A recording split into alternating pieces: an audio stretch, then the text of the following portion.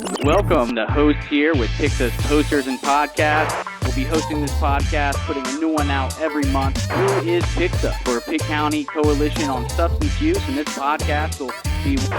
My name is Jacob. I'm the host here with our co-host, Lily Malpass. Pixa has many initiatives, but our biggest one is supporting our community. So I look forward to seeing you here.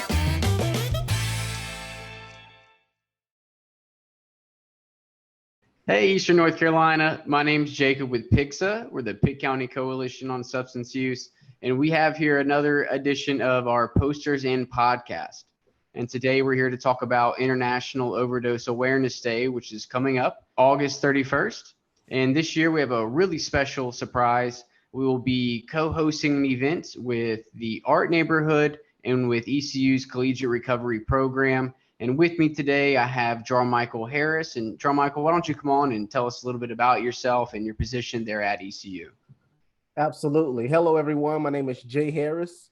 I use he, him pronouns, program coordinator for East Carolina University's Collegiate Recovery Community, also alcohol and other drug staff counselor. I've been with the center for the last 6 years as our Collegiate Recovery Community now is entering into its 6th year of providing services to our students on the campus and also reaching out into the community and doing lots of really awesome things like we're talking about today.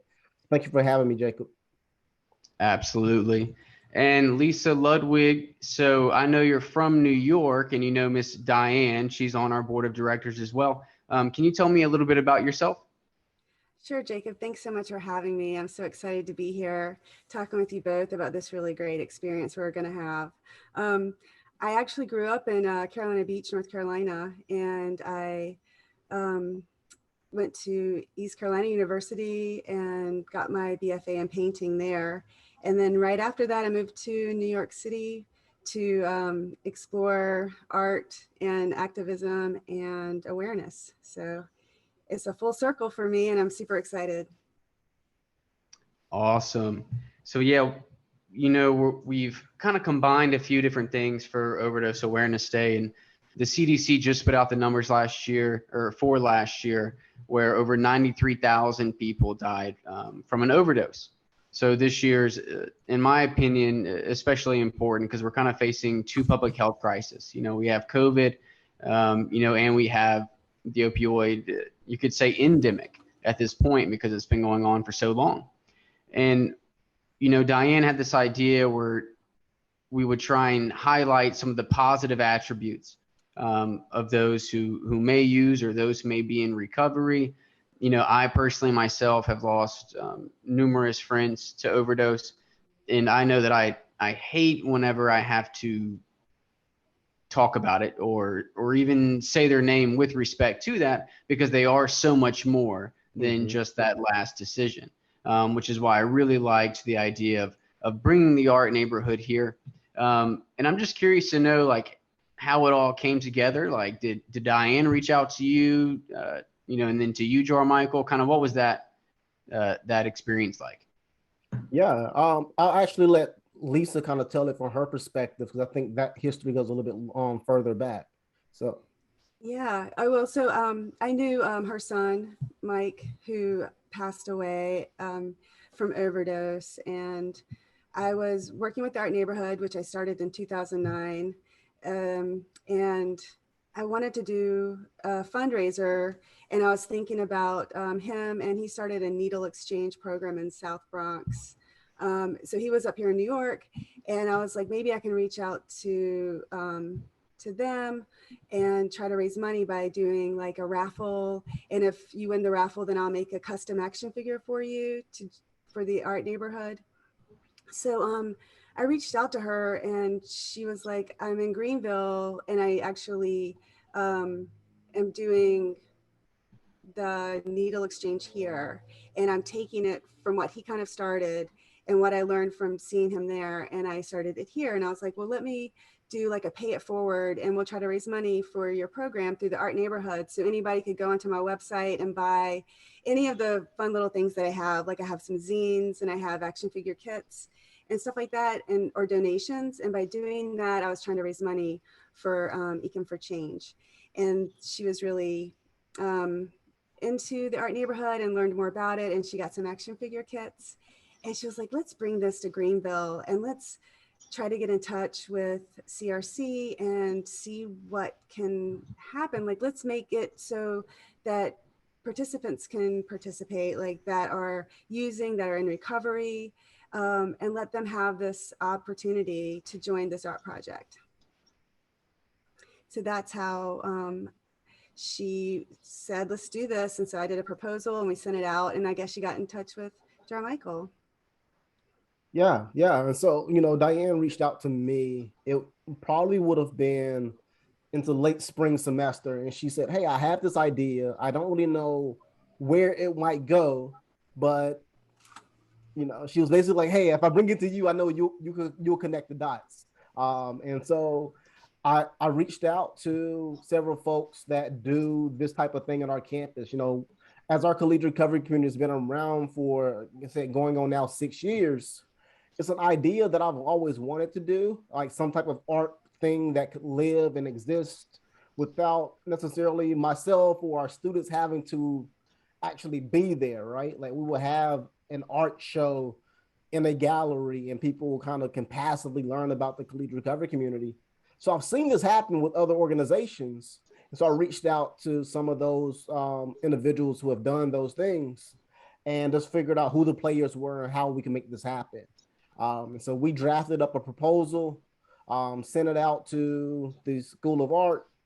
We sent it out to the Department of Addictions and said, hey, if we did something like this and we really built this to be like a expressive art, expressive therapy type of project, and then to have a reception where we can all kind of celebrate in the county in Eastern North Carolina, the wonderful work of recovery that's taking place here, why can't this be the post-COVID return to life as we once knew it or will now know it, or however, and do something kind of really big? And so, we were able to pull it all together. We had a lot of help from the Department of Addictions and Rehab Services, obviously the Pitt County Coalition on Substance Use, ekiM for Change, obviously.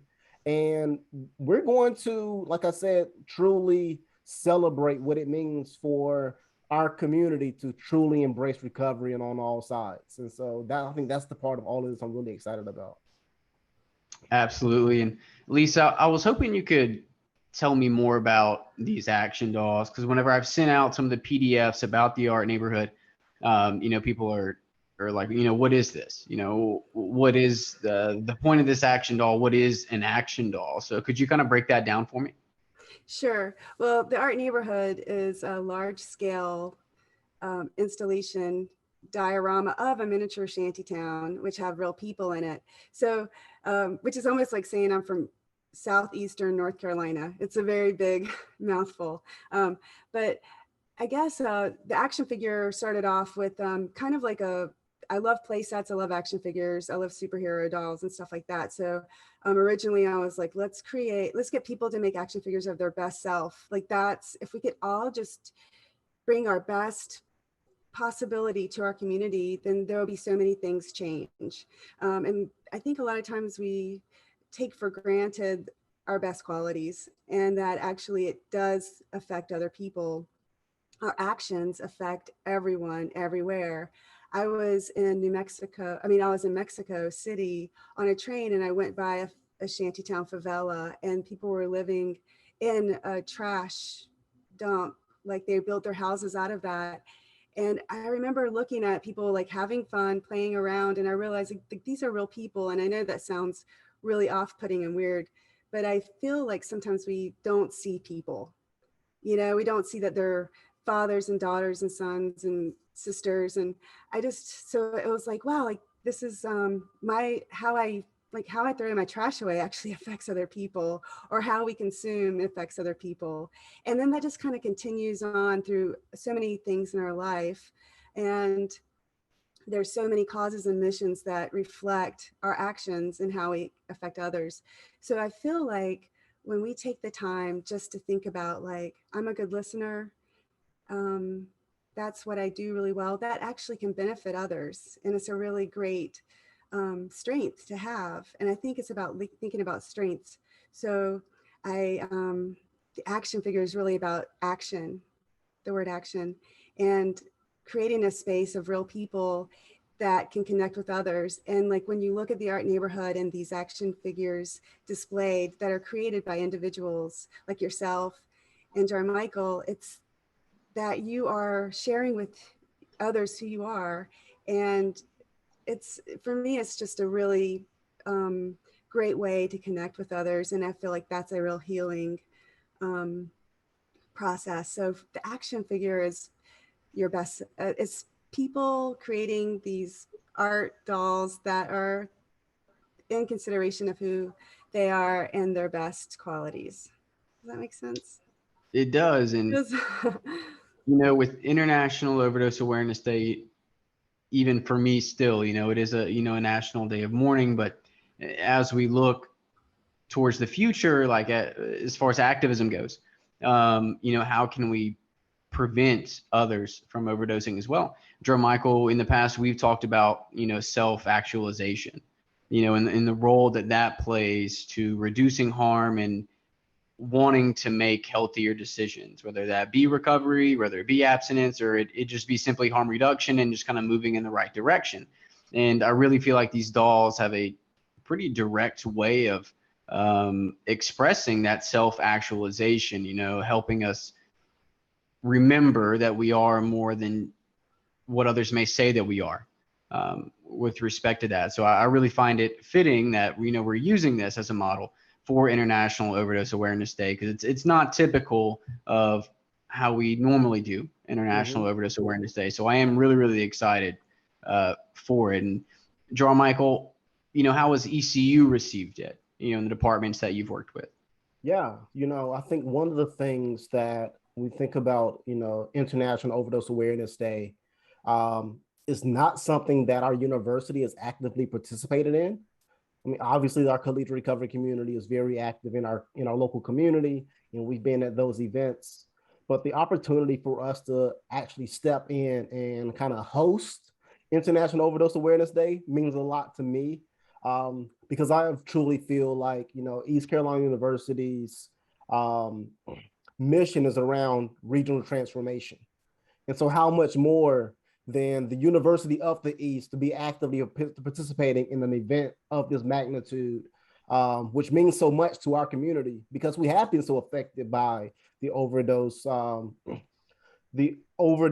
episodes and epidemic over the last several years, to the point that our university has stepped up just prior to the pandemic to offer free Narcan to faculty, students, and staff through our student health pharmacy.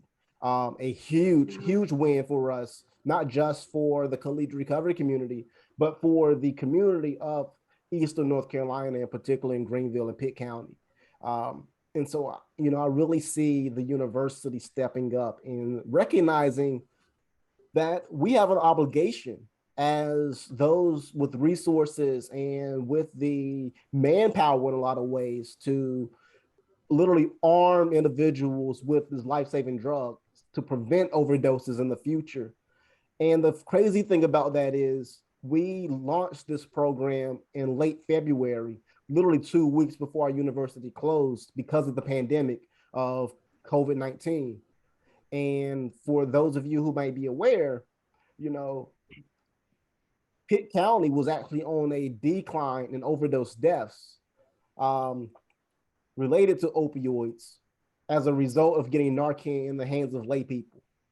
And so, our university saw that as a win and a positive, something we should be a part of. And literally 2 weeks before our university shuts down, we were able to get this into the hands of students, faculty, and staff. And over the course of the summer, we actually saw an increase of overdose be due to the pandemic, right? Because people are using it in isolation and all of these other things.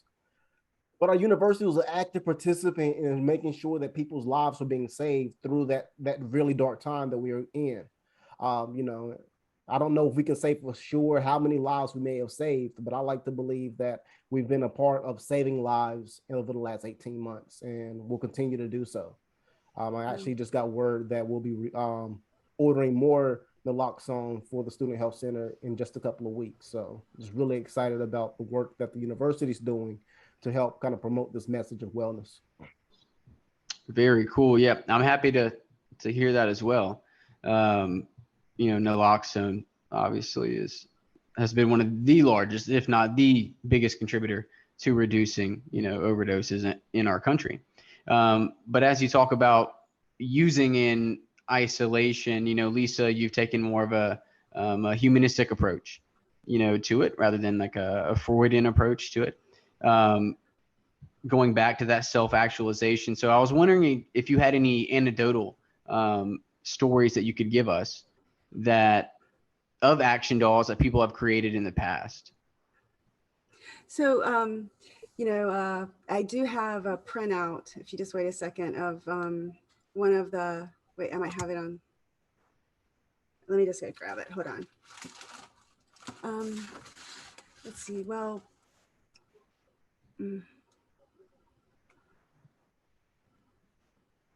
It's okay if you don't. I was just wondering if you had any stories or what you want people to get out of this. Yeah, I do.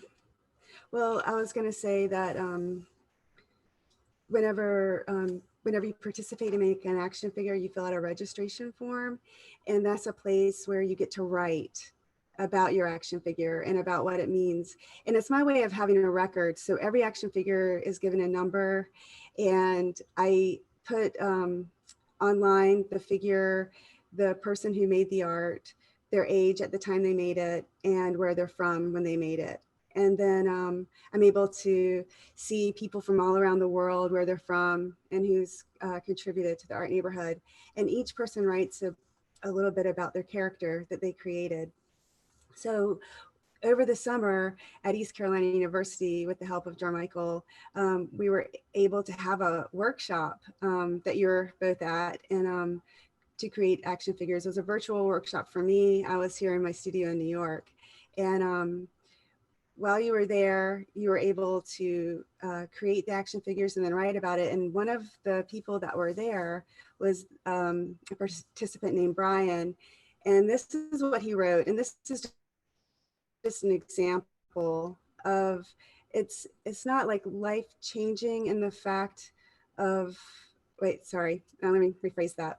So here's what he wrote about his character. Rogan the Wizard Warrior. My son has autism, and it's taken lots of strength and patience to get him to a place of understanding. I'm so proud of him and his accomplishments in communication.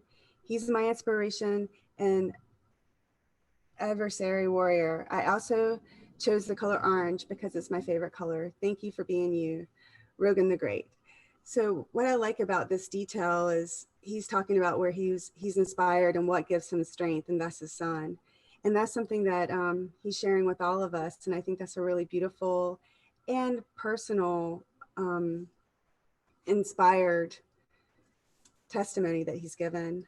And for me, like, when you take time to get to share things that are important to you to others, you make a connection. And throughout this whole project, it is about connecting with people, but it's also about creating a conversation.